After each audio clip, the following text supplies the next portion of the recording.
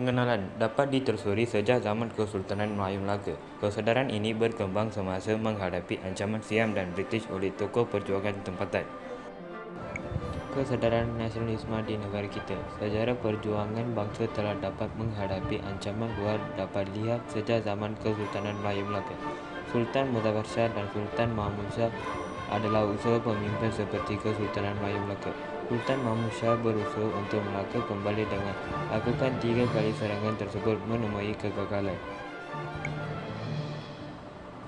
Kesadaran nasionalisme di negara kita. Adanya berlaku penentangan terhadap ancaman luar melalui perjuangan Sultan Kedah. Sultan Abdullah Mukarram Shah menentang Syarikat India Timur Inggeris, berusaha untuk dapat Pulau Pinang kembali yang merupakan sebahagian daripada Kedah. Perjuangan dia merupakan sebagai perjuangan terawal British menentang Kedah. Kesadaran nasionalisme di negara kita dalam menentang penjajah seperti yang dilakukan oleh penghulu Dor Said, Datuk Maharaja Lela Pandaplang, Datuk Bahaman, Perentap Mat Salleh, Tok Jangkut dan Haji Abdul Rahman Bilimbong pada abad ke-19 dan awal abad ke-20 mempunyai bersifat setempat naum selari dengan erti nasionalisme, iaitu perjuangan menuntut kebebasan daripada ancaman luar dan mendaulatkan wilayah masing-masing. Dapat reaksi dan tindak balas yang keras daripada penjajahan sehingga memaksa masyarakat kita bergerak secara sederhana. Kesedaran nasionalisme di negara kita perlu dikaitkan dengan perjuangan tokoh agama sejak awal abad ke-20 yang dibawa oleh gerakan Islam. Gerakan Islam dipelopori oleh Syed Muhammad Tahir Jalauddin, Haji Abbas Muhammad Taha dan Syekh Al-Hadi. Diteruskan melalui pemerintahan Presiden Akbar yang digerakkan oleh menteri seperti Zaini Abidin Ahmad Jawad, Muhammad Nakawi Yusuf, Abdul Rahim Kajai, Haja Zainul Munsyi Sulaiman, Ibu Zain dan Aminah Yaakob. Terdapat perjuangan yang digerakkan melalui pertumbuhan sosio-ekonomi oleh golongan pendidikan Inggeris dan Melayu.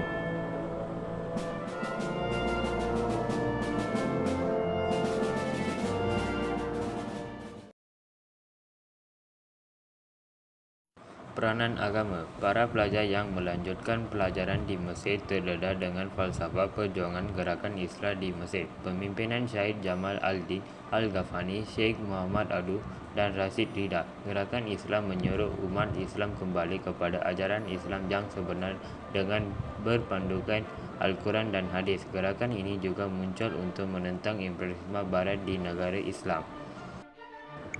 Penulisan kreatif. Hasil kesusastraan seperti novel, cerpen dan fiksi daripada tokoh nasionalis digunakan sebagai wadah untuk mengungkap keperintahan hidup bangsa yang dijajah serta penderitaan rakyat. Hal ini memberikan impak kepada rakyat untuk menaikkan semangat bagi memahami realiti hidup yang dijajah. Contohnya novel Melur Kuala Lumpur oleh Harun Aminur Rashid dan cerpen cerita Awang Putai oleh Abdul Rahim Kajai karya Pak Soko menyindir penjajah dan meningkatkan anak bangsa akan kepentingan menikmati kebebasan.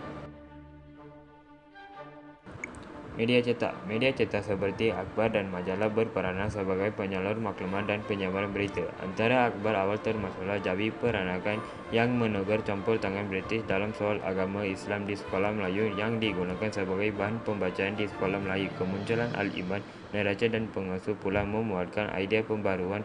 Akhbar Fajar Sarawak yang diterajui oleh Angkatan Intelektual Melayu diterbitkan sebagai wadah bagi mengirit dasar pemerintah Brok yang mengabai hak dan kepentingan bumi putera Sarawak. Sistem pendidikan. Raffles Institution di Singapura, Maktab Melayu Kuala Kangsar atau Melaya College Kuala Kangsar dan Maktab Penguruan Sultan Idris atau Sultan Idris Training College melahirkan golongan yang memimpin rakyat menuntut hak untuk mendapatkan pendidikan.